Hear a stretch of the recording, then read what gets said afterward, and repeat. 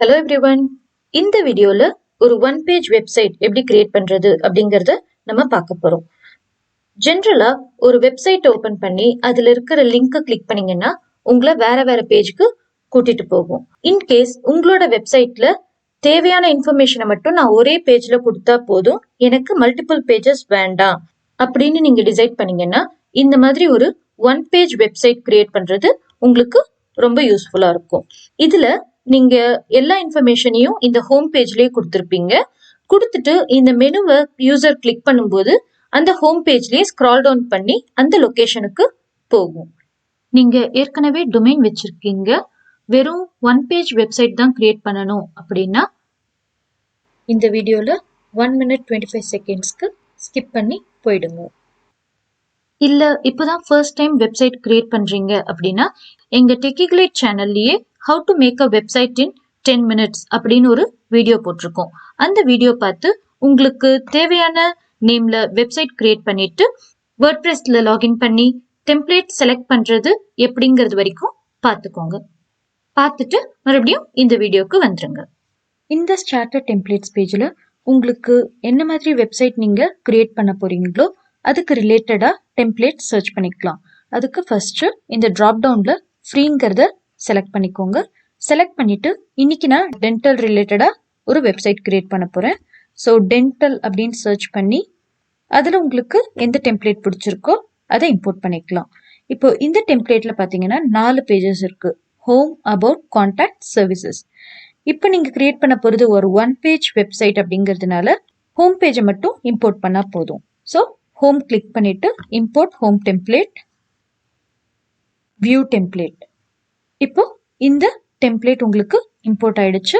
இதுல உங்களுக்கு எந்த மாதிரி கண்டென்ட், எந்த மாதிரி லோகோ, என்ன மெனு வேணுமோ அதை நீங்க எடிட் பண்ணிக்கலாம். அதை எடிட் பண்றதுக்கு ஒன்னு இந்த பேஜ்ல எடிட் வித் எலிமெண்டார் கிளிக் பண்ணலாம்.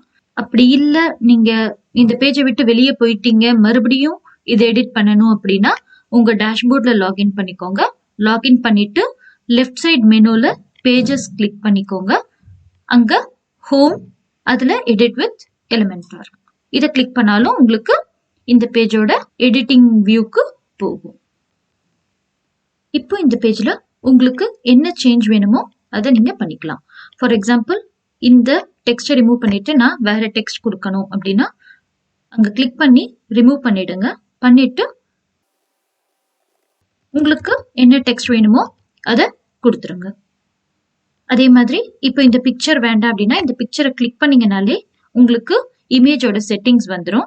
இதுல சூஸ் இமேஜ் கொடுத்துட்டு உங்களுக்கு என்ன மாதிரி இமேஜ் மாத்தணுமோ அது மீடியா லைப்ரரியில இருந்ததுன்னா இங்க மீடியா லைப்ரரி கிளிக் பண்ணி எந்த இமேஜ் வேணுமோ அதை செலக்ட் பண்ணிக்கலாம். ஸோ இந்த மாதிரி உங்களுக்கு என்ன சேஞ்சஸ் வேணுமோ அதை நீங்க ஈஸியா பண்ண முடியும். பண்ணிட்டு பப்ளிஷ் கொடுத்துருங்க.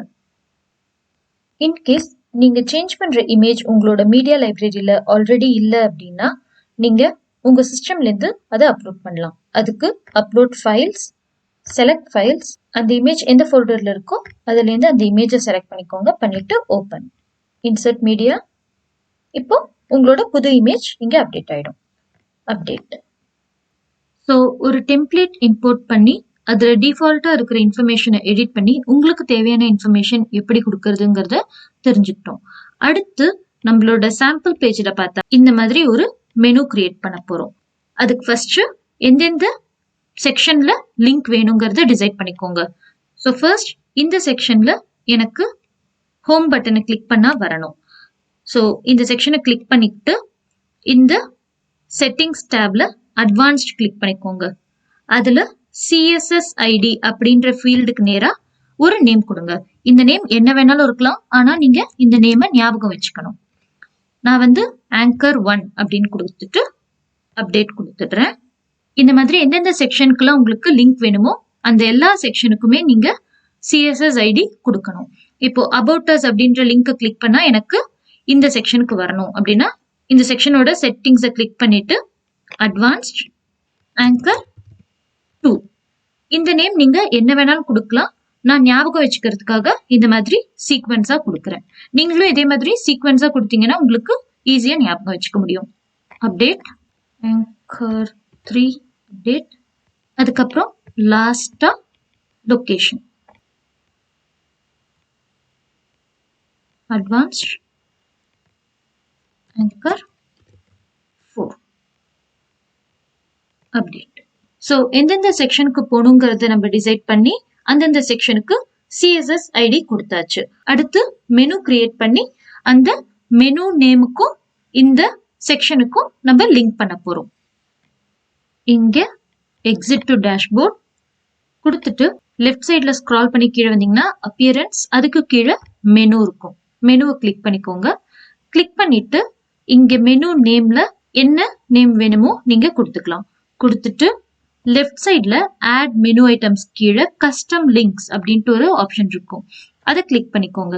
கிளிக் பண்ணிட்டு இங்க URL அப்படின்ற ஃபீல்டுக்கு நேரா நீங்க CSS ID கொடுத்தீங்கல்ல ஒரு செக்ஷனுக்கும் அதை ஒரு ஹேஷ்டேக் போட்டுட்டு அந்த CSS ஐடியை கொடுங்க. ஃபர்ஸ்ட் செக்ஷனுக்கு anchor 1 அப்படின்னு நான் கொடுத்தேன். ஸோ anchor 1 அந்த மெனுவோட டெக்ஸ்ட் வந்து ஹோம் அப்படின்ட்டு கொடுக்குறேன்.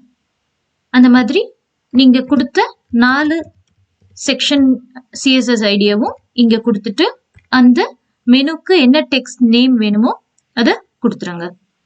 anchor 2க்கு about us add to menu, anchor 3 services add to menu, anchor 4 contact us add to menu கொடுத்துட்டு இங்க கீழே பிரைமரி மெனு செக் ஆயிருக்கா அப்படிங்கறத பார்த்துக்கோங்க.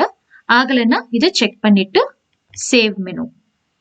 இப்போ உங்களோட பேஜை ரிஃப்ரெஷ் பண்ணி பார்த்தீங்க அப்படின்னா உங்களுக்கு இந்த மெனு டிஸ்பிளே ஆகும். அதுல நீங்க ஒரு லிங்கை கிளிக் பண்ணும்போதும் அந்த செக்ஷனுக்கு போகும். அடுத்து இந்த லோகோவை ரிமூவ் பண்ணிட்டு உங்களோட வெப்சைட்கான லோகோவை இங்க வைக்க போறோம். அண்ட் இந்த டேக் ஆக்ஷன் அப்படின்ற பட்டனை ரிமூவ் பண்ணிட்டு உங்களுக்கு வேணும்னா இந்த மாதிரி ஒரு click to call button create பண்ணிக்கலாம்.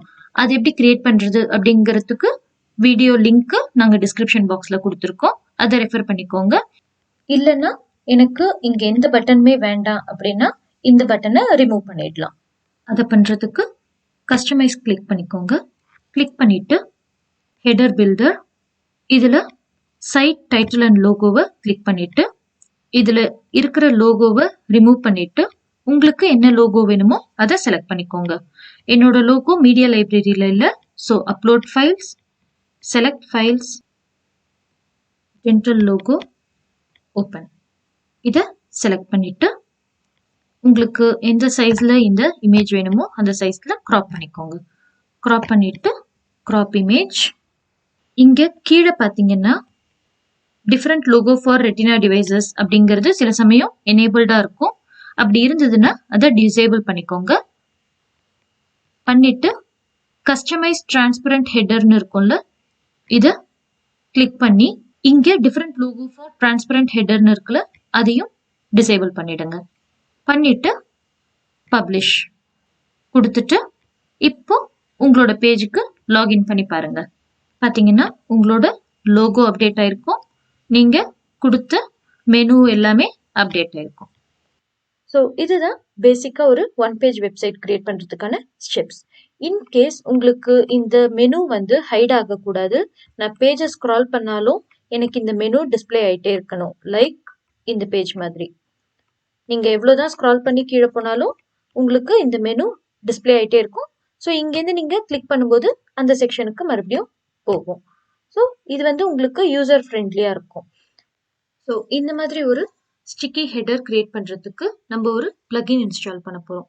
அந்த பிளகின் இன்ஸ்டால் பண்றதுக்கு உங்க டேஷ்போர்ட்ல லெஃப்ட் சைட்ல கீழே ஸ்க்ரால் பண்ணி வந்தீங்கன்னா பிளகின்ஸ் இருக்கும். அதை கிளிக் பண்ணிட்டு ஆட் நியூ, இங்க சர்ச் பிளகின்ஸ்ல ஸ்டிக்கி அப்படின்னு கொடுத்தீங்கன்னா நிறைய பிளகின்ஸ் லிஸ்ட் வரும். அதுல நம்ம இந்த MyStickyMenu அப்படிங்கிற பிளகினை இன்ஸ்டால் பண்ண போறோம். Install now and activate. இங்க மேல பாத்தீங்கன்னா ஸ்டிக்கி மெனு அப்படின்ற ஆப்ஷன் இருக்கும். அந்த ஆப்ஷனை செலக்ட் பண்ணிக்கோங்க. செலக்ட் பண்ணிட்டு கீழே நீங்க எந்த சேஞ்சஸும் கொடுக்க வேண்டாம். இன்கேஸ் உங்களுக்கு வந்து பேக்ரவுண்ட் கலர் இல்ல டெக்ஸ்ட் கலர் மாத்தணும் அப்படின்னா அதை மட்டும் கொடுத்துக்கோங்க. நான் இங்க பேக்ரவுண்ட் கலர் மட்டும் மாத்திருக்கேன். மாத்திட்டு சேவ் கொடுத்துட்டு இப்போ உங்க பேஜை ரிஃப்ரெஷ் பண்ணி பார்த்தீங்கன்னா உங்களுக்கு வந்து ஸ்டிக்கி ஹெடர் கிரியேட் ஆயிருக்கும். நீங்க ஸ்க்ரால் டவுன் ஸ்க்ரால் அப் பண்ணும்போது இந்த ஹெடர் மறையாது. அண்ட் எந்த செக்ஷன்ல இருந்துட்டு நீங்க இந்த ஆப்ஷனை கிளிக் பண்ணாலும் உங்களுக்கு அந்த செக்ஷனுக்கு கரெக்டா கூட்டிட்டு போயிடும். ஸோ இந்த வீடியோ பார்த்து ஒரு ஒன் பேஜ் வெப்சைட் எப்படி கிரியேட் பண்ணணும் அப்படிங்கறத கத்துட்டு இருப்பீங்கன்னு நம்புறோம். இந்த வீடியோ பிடிச்சிருந்ததுன்னா லைக் பண்ணுங்க, லைக் சப்ஸ்கிரைப் பண்ணுங்க. தேங்க்யூ.